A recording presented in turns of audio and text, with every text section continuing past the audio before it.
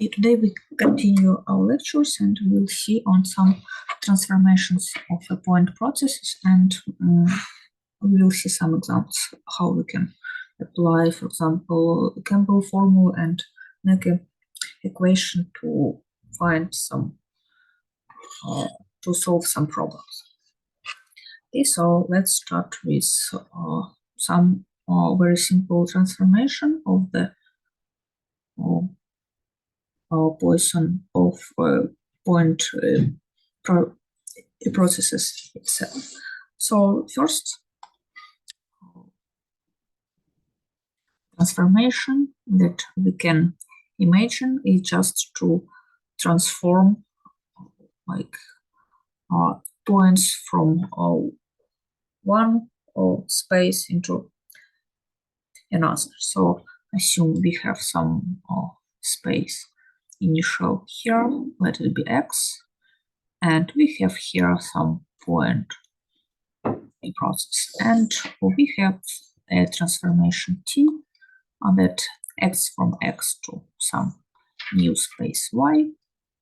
And our question is that how the point process will change if we apply this transformation. So maybe we split some points, or we will separate them. So this is the question. What is the result here? But the first we should define a point process on a new space. So how we can do this? So let's do this step by step. So assume we have a point process eta. Let eta be point process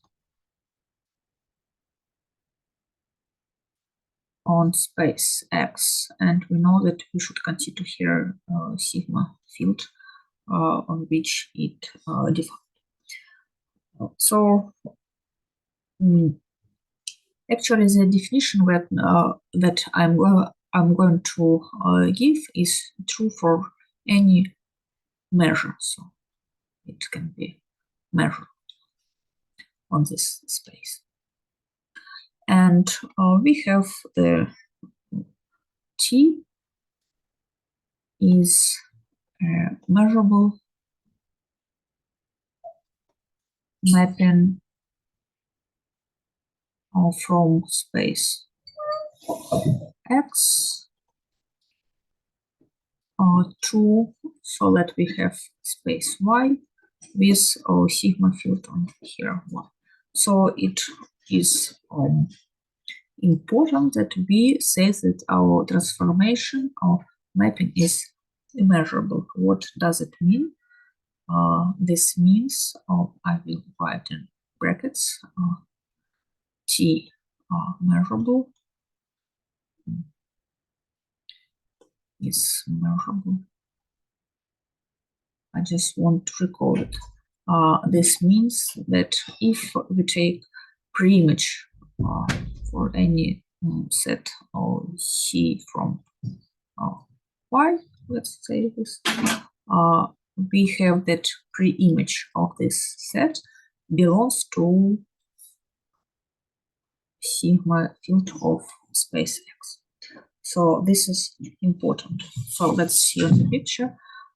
If I want to define a measure on space Y, I want to define the value of measure on subsets C, which are from sigma field of the space Y. And if I want to understand what points came to this subset C, so I would like to find here the point that came, so this will be T minus first C. So I need to be sure that here the value of measure mu on X is well defined on this subset. So this is the point why we should assume this measurability of the mapping T. And now if we know that, or if we assume that our transformational mapping T has this property, then I can define known image of mu. So let me write the definition that the image of mu under transformation T. Sometimes you can find in the literature notation as push forward of measure theta, and it is the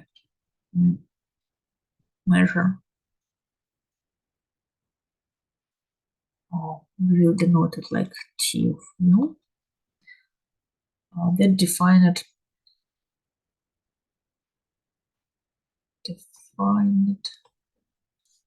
by, so I just write how we define this.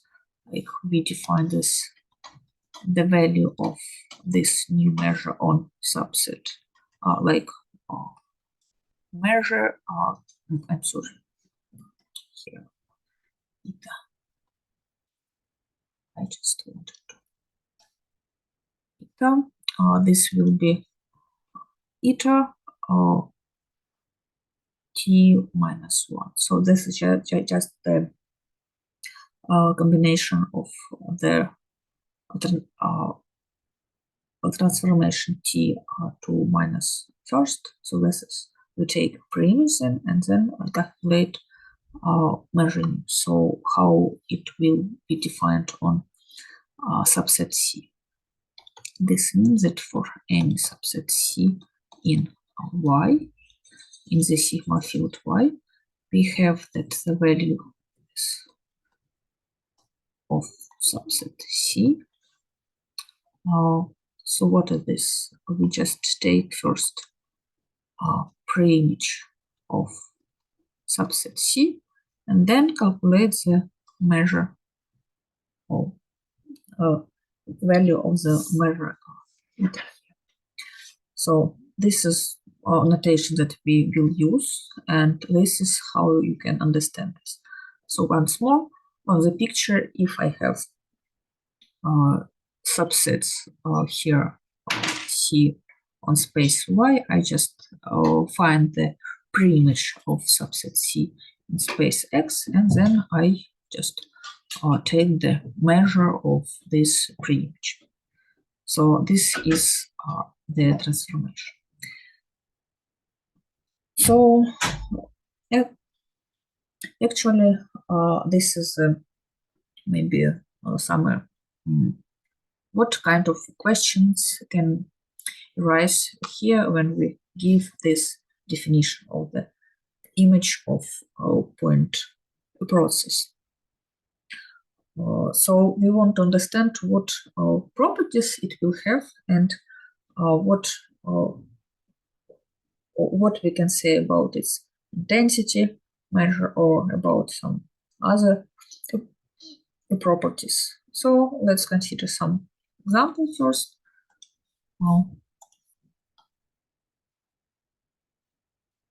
If we have the process, for example, eta, that point process eta has a form like we have the sum of delta measures at points x, I. So we have some number of points of random points. So here where x, I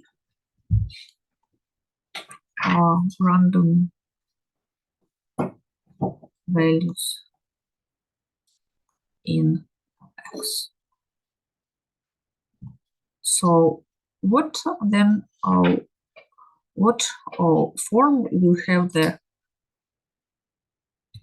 transformation of this point process. What is it? So let's understand that this will be just sum of the same number of points, just in new position that we shifted by measure by transformation t xi. So on this picture, this easy to see. So if I have points here and I apply a transformation t, then my new point process will have the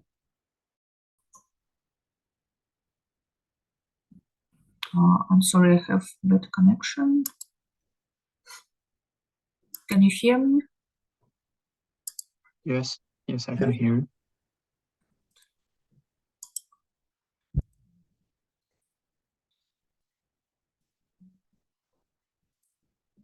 Okay.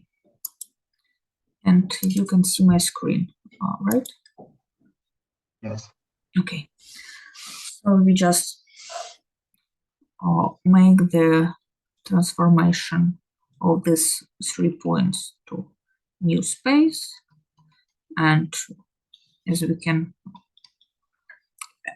so this was our idea, to just to define a new point process from transformed point points. So it can be easily seen, and maybe I won't left it for your exercise. Just check that this is true.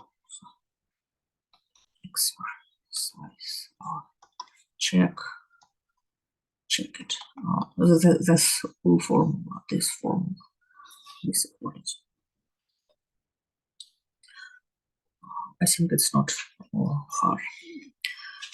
Okay, and it turns out that we can say something about Poisson point process, since we studied a lot, and it has the very important property that it has independent values on non-intersected subsets, and we can use it to check that if we transform a Poisson point process, then we will have the Poisson point process again.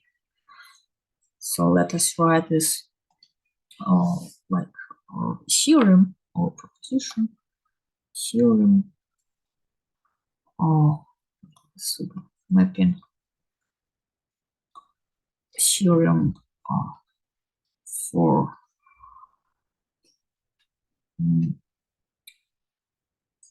Poisson point process.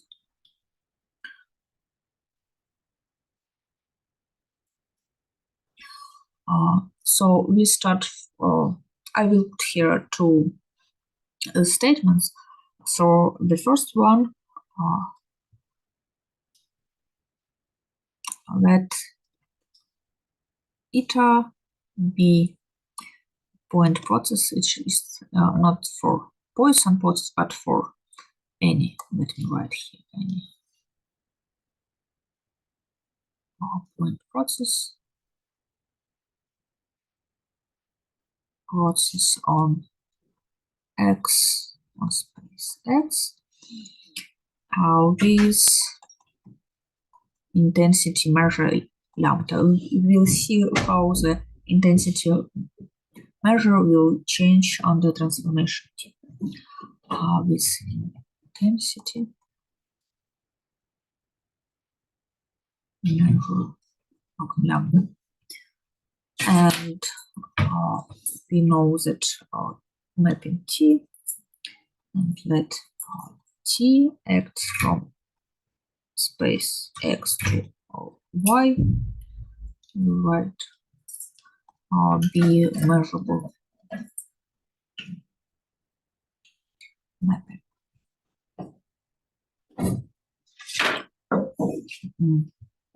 Okay, then what we can say for t, then T of eta. So this is a point process. With intensity measure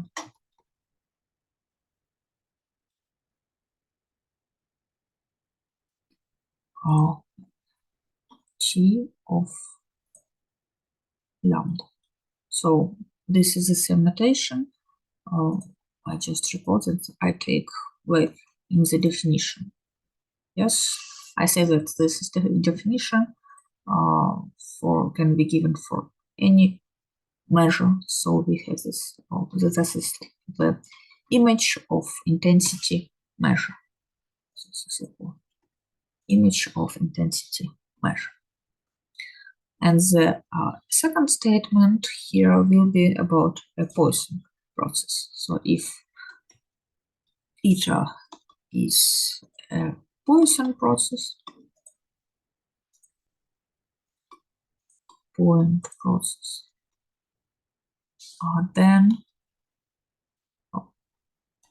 the transformation of it, T of it, again is a Poisson process. So, Poisson point process. So this means that of course, we change here the its intensity measure, but the idea here is that we do not change the class of this point process. So if we will have a Poisson point process and we want to investigate it, and we consider some transformation of it, then we will know that this is again a Poisson point process. So let's see how we can prove it. So for the proof,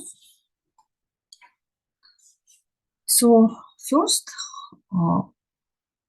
what we should know. So here, in the first statement, we have like two sub-statements that this transformed measure is indeed a point process itself. And the next statement that this is it has this intensity measure. So if I have the measure for measure, let's I take just arbitrary measure mu that belongs to this space of measures that we considered. I want to recall that this space of measures nu that can be represented as sum of finite measures. So this measure can be infinite itself, but we know that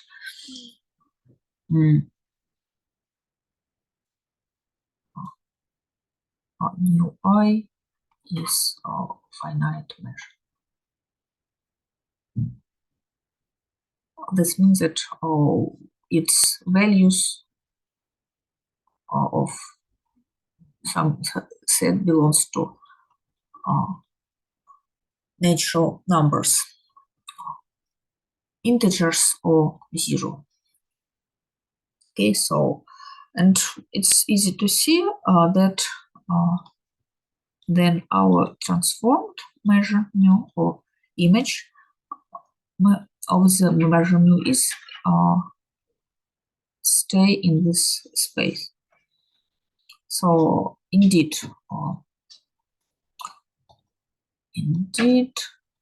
if I have for measure mu of such form, so I have the sum of finite measures, we will have that T of mu is equal to sum of T of mu I.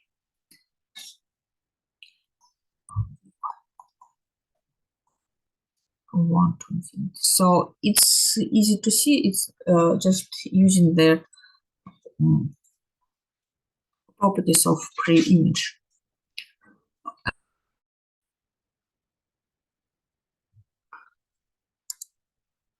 I don't know why what's with my internet today. Skin. I think maybe these days, mm, the internet in the campus is not very good. I think I saw some staff maybe to, to do some work with the internet. I think so it may affect the internet. Oh, yes, maybe it's okay, but now you can see it on my screen again. Can you see it? I think yes. I can see it. Okay, thank you. Okay, I'm sorry for these interruptions. Okay, so this means that and if the values mu I has values in natural numbers, then of course the image of it also will have the same numbers. So this is not hard to see. And now let's see what will be the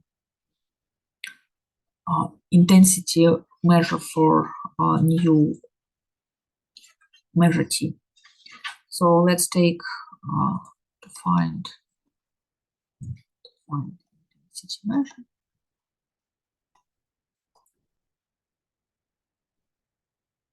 Let's take for any subset C and Y. I will consider the expectation of this transformed point process eta of subset C. So this is just the expectation. I just write by the definition that this is eta of pre-image of C. And so we know the intensity measure for eta. This is lambda of T minus first of C. So this is easy to see, and this is just T of lambda by the definition of this transformation on measure. So this is it. This is easy statement. So T of lambda is the intensity measure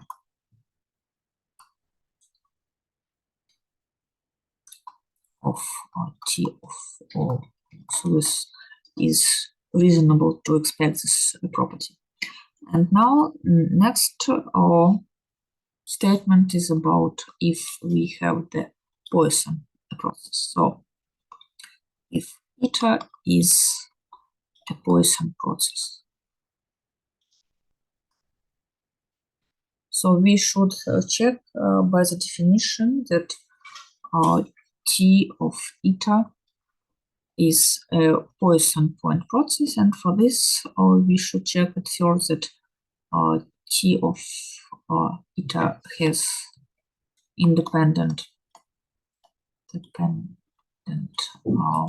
values on disjoint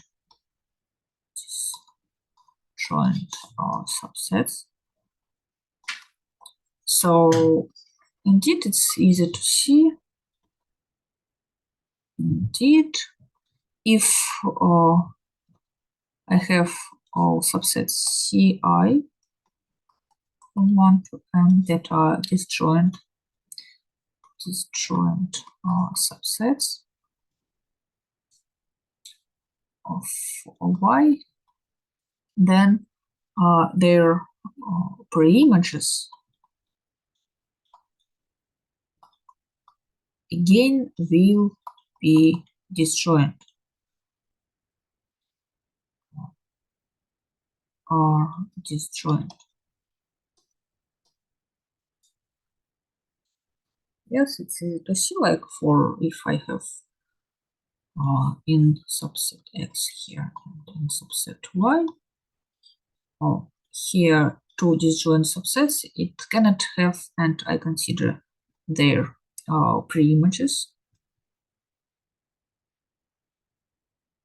Then, of course, they cannot have a joint point here. Yes, if it has a joint point here, then in images they will have a joint point. So this is easy to see. You can check, just write the definition of image and pre-image by some mapping.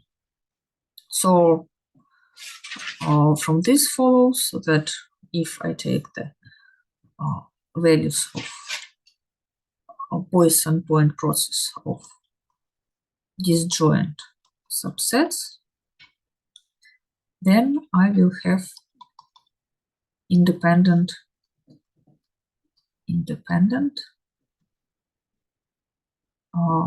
variables. And also here, this is the first property of a Poisson point process. And next we need to check that these values are has Poisson distribution, and it's obvious that it for any c in y, t of eta of c has Poisson distribution. Indeed, so we just need to write it by the definition. T of eta of c is equal to eta of t of c. And we know that by our assumption that this is a Poisson random variable.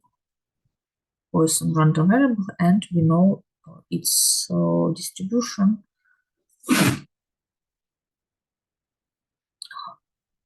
t of lambda of c. Okay, so this ends the proof of the statement. So we see here that the transformation of a Poisson process does not change its class, and it is very useful when you have some different shifting or moving. But here, please note that this transformation is the deterministic one. If we will have some random transformation, then it can not be true, or in some cases it, but in general not. Okay, this was the first kind of transformation that we considered, and next one, let's consider, as it was mentioned on the title of the lecture, this is restrictions. So what is it? What is it about? Okay, if I have space, big space X, and I have here a point process. So I have a picture of a point process. But if I can observe not all space, yes, or when we observe sky, for example, we cannot observe all space at once. We just observe some area. We observe some area.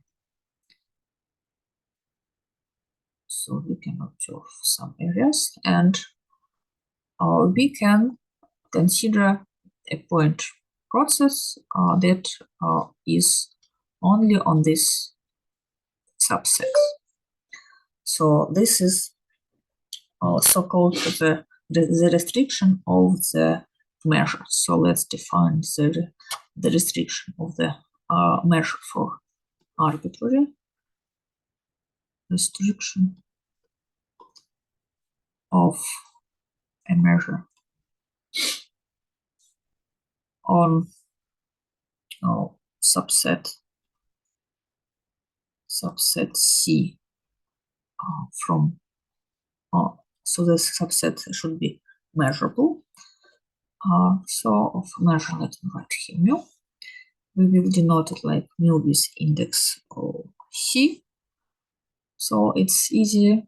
We will define the action of this measure on some subset delta. This is just the value of measure mu itself on delta intersect C. So this quite natural transformation. So the question is, if we observe some values here, will we have some known properties of this restricted random measures? That we consider the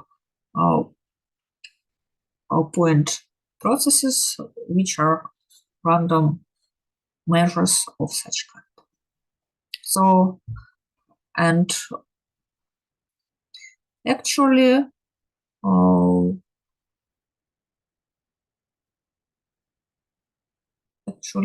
we can say something about Poisson process. Let's formulate the statement. This will be next theorem about restriction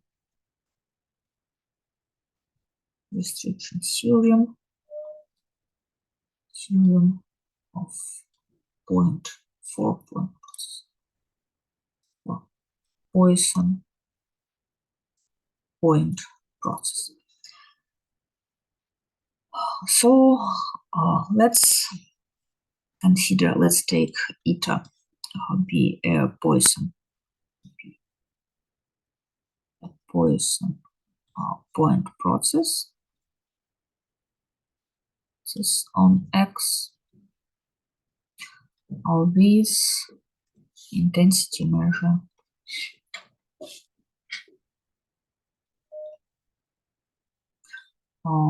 lambda.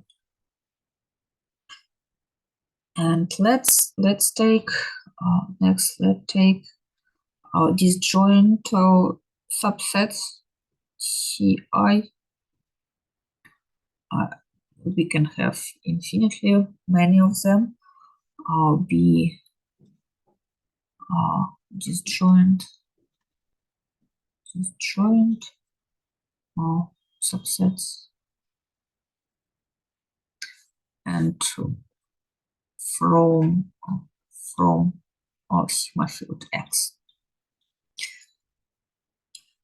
And then if I consider the sequence of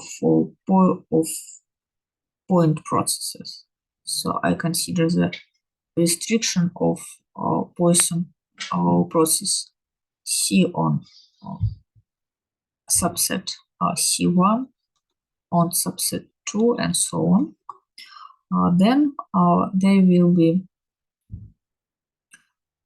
independent Poisson processes.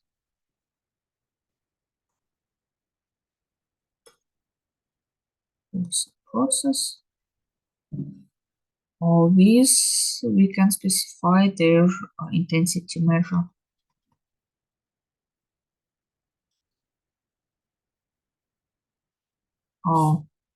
Lambda C1, lambda C2. So this is a restriction of the intensity measure lambda on subset C1, on subset C2, and so on. So here, from this statement, if you take just one subset C, like here, if I take one subset C, then and I consider only these points, then it's naturally to expect that we will have again Poisson process here, and its intensity measure will be restriction of the restriction of the intensity measure for whole point process. And the most important part that we state here, that if I have here two disjoint subsets, then, and if I consider Poisson process so restricted on C1 and C2, then I will have independent Poisson process.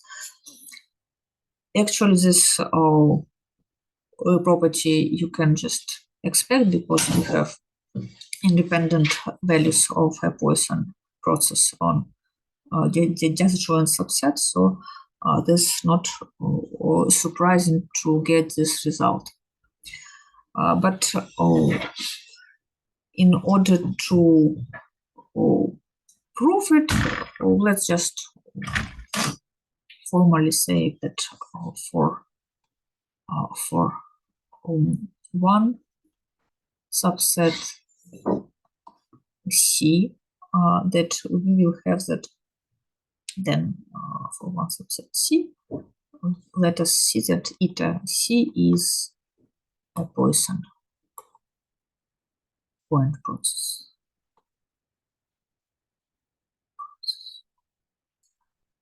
And I think it's not hard to see because again, you need to check that it has independent values on the disjoint subsets, and this for like delta 1, delta 2, and so on from. So I take the sigma field X that with intersection of subset C, and for let me write here disjoint. For disjoint or subsets from such sigma field, the values eta C of delta 1, the C from delta 2, and so on, is just the value of initial point process on the intersection. Delta 1 intersect C, and so on. Delta 2 intersect C. But these deltas are does not change on these intersections, and but it doesn't matter. And the most important that these subsets are disjoint again. So from this, we can conclude that we have independency, that the values are independent.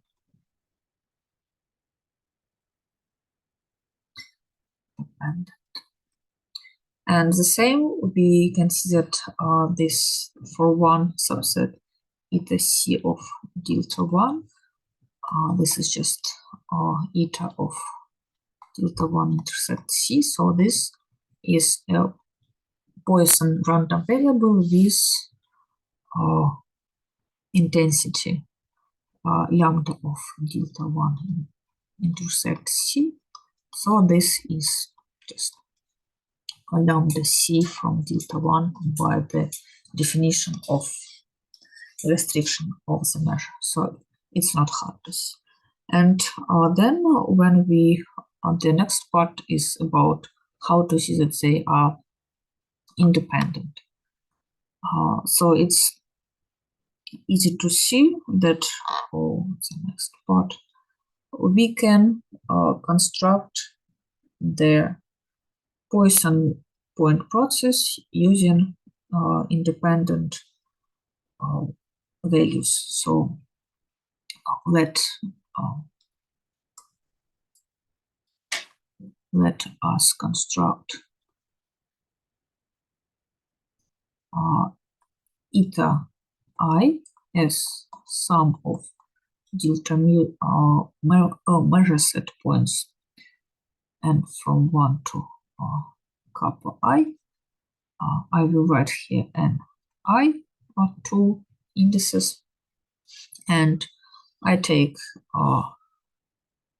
where this kappa i's x and I are independent random variables, and we know that such representation is given for this Poisson distribution with some gamma, and x and I as a distribution like Q. Let's take so then we will see that this point processes are independent because we use here independent random variables for construction. And let me write here. Here I want to write here their distribution on subset Ci, of course. So I construct on each C, I construct a Poisson process that located in this subset C. Then I write that this eta I are independent, and we can see that they have, when I sum all of them,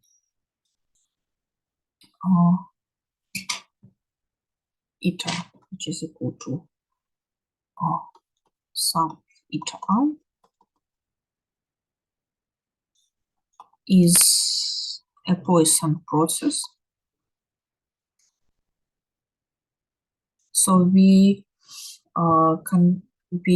prove this statement on some first lectures, or not first, on the lecture where we just defined the Poisson process, and we saw that the sum of independent Poisson process again a Poisson process. So we get that our such sum is a Poisson point process, and each component has like support on this subset.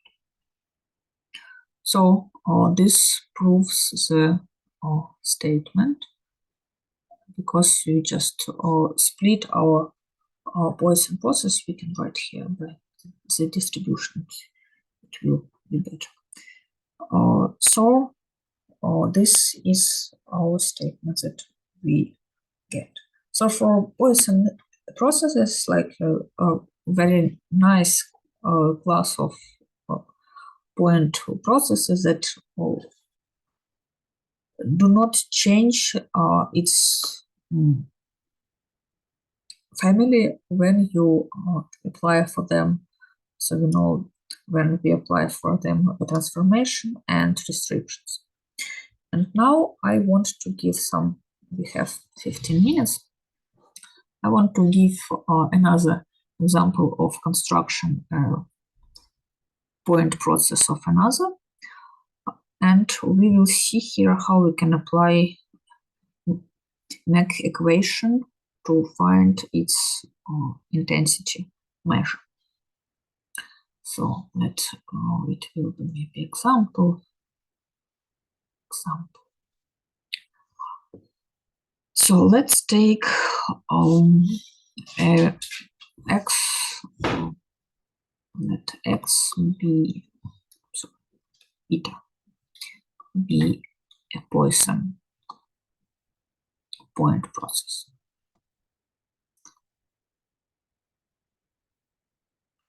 And I want to transform it a little. So let me draw a picture first.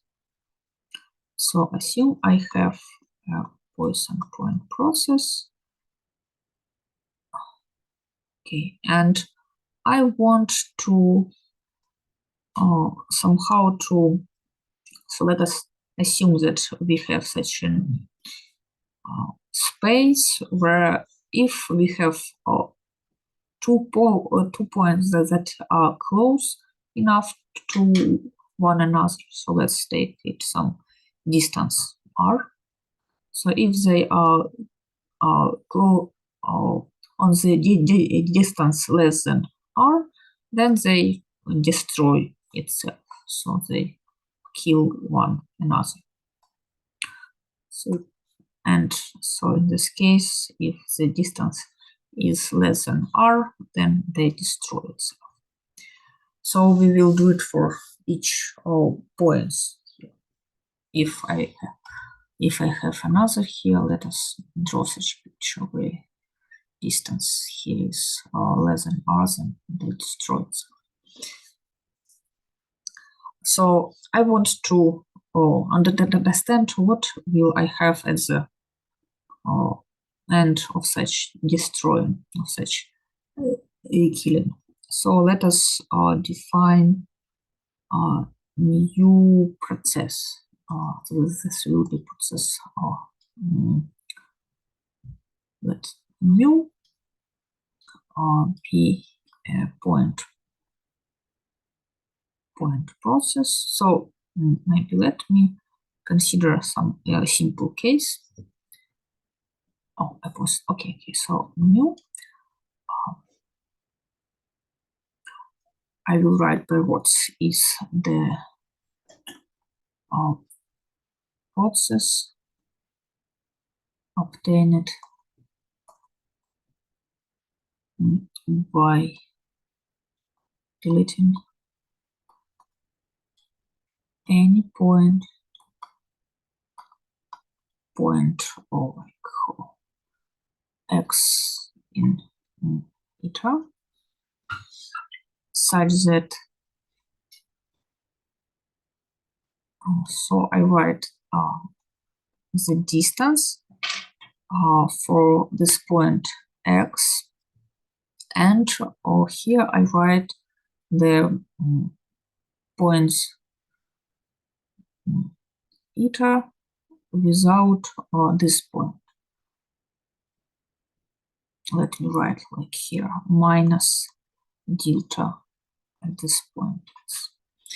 So this means that I consider here distance between x and points in this point process, this distance less than r. So I want to find the intensity measure of new process. So I apply some transformation to my point process, and my question is, what is the intensity measure of y? Oh, not y, mu. So here I want to use Mackey equation. So let us write recall.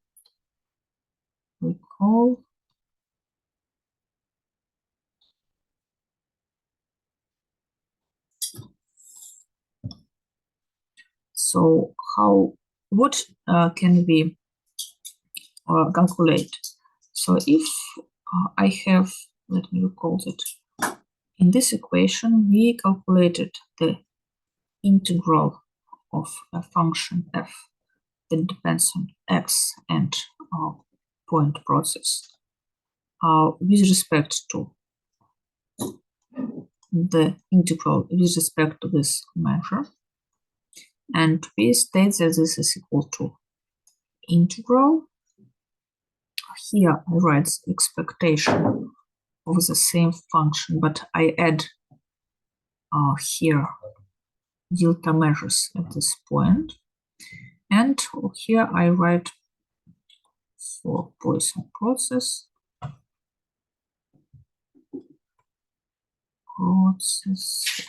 with intensity measure lambda, and I write here this lambda. So let's at first let us see what is this for. Let us understand how it will help if I want to consider if I want to find the intensity measure of mu. So if I take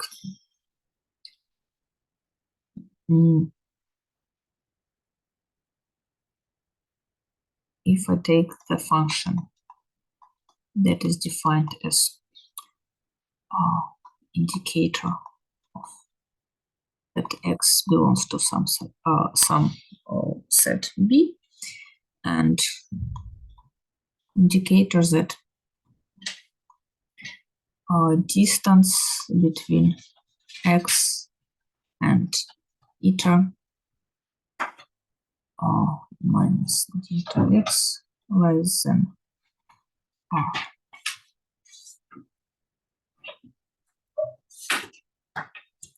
So if I calculate the integral of such function, then integral of this function with respect to dx, what is it? So let us assume that our eta has a representation of delta measures at points x capital. So we have random number of points. Then this integral gives us the, okay, this will be the sum of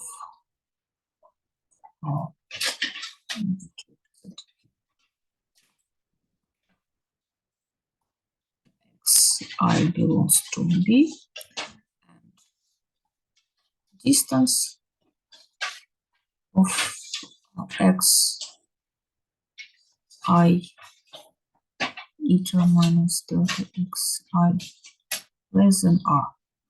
So I will calculate all points that I destroy and which are in subset. So this is the points that I destroyed. This one. So this means that this is equal to number of points in subset. This is a number of points in subset B in initial point process.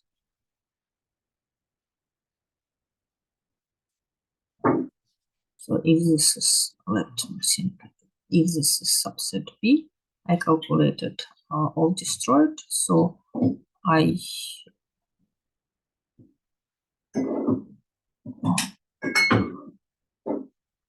and I want to calculate this one. So this is equal to, in terms of the process mu, eta minus mu, right? Right. So if we will know how to find the expectation of such integral, we will find the intensity measure for measure mu, because we know intensity measure for B. So let's find this, the expectation of this integral. Let us find expectation of this integral. Eta dx. And for this, so as we say, this is equal to expectation f of x eta plus delta x lambda dx. So at first, let's calculate this one. So this one, expectation x eta plus delta x. So I just write by the definition what we write here, that this is indicated that x belongs to B, and here indicator that distance between x and mu plus tilde x minus tilde x. Why do I write here? So this is my argument, and minus tilde x. This is because of the definition of my function. I write here minus, so I do not distance less than r. So this is just what the indicator does not random. I put it outside, and here I write the probability that distance to here I have just distance between x and the process eta itself. Right, so this is what does it mean? That if I have here x and I have a ball of radius r, and I want to know that in my point process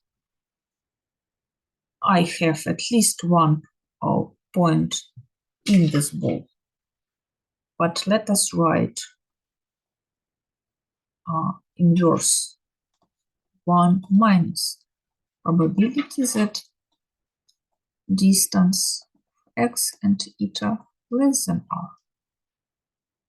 So how I can rewrite it in term of Poisson process minus probability. This means that in this ball I do not have, so this is the opposite picture, that if I have a ball x of radius r, then I do not have any point of my point process in this ball. This means that eta of ball x of r is equal to 0. And now I think you can calculate this probability because we know that this is eta of b r has the distribution, Poisson distribution with parameter lambda of b x r. This is so this probability is equal to just exponent minus lambda of b x r. So let us come back. So the expectation of x f of x eta dx is equal, so I need to integrate this over ball b 1 minus e to the minus lambda e of x r lambda dx. And if we assume that measure lambda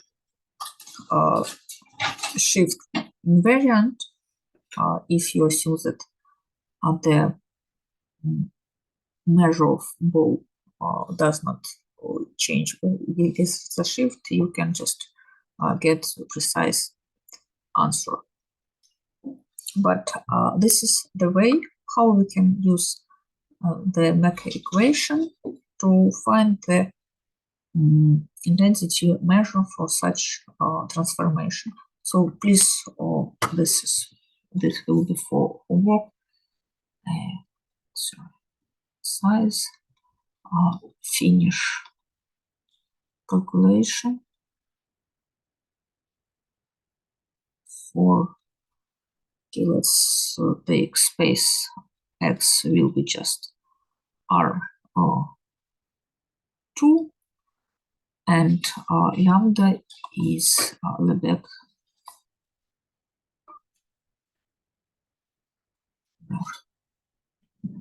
So for R2, you can just write the answer and write down write down intensity measure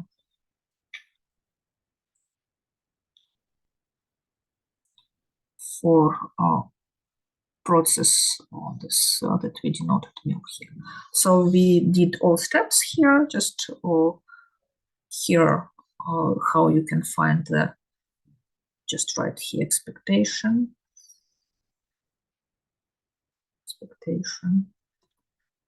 and from this you can get intensity measure for mu itself, if you know this one and this one. Okay, so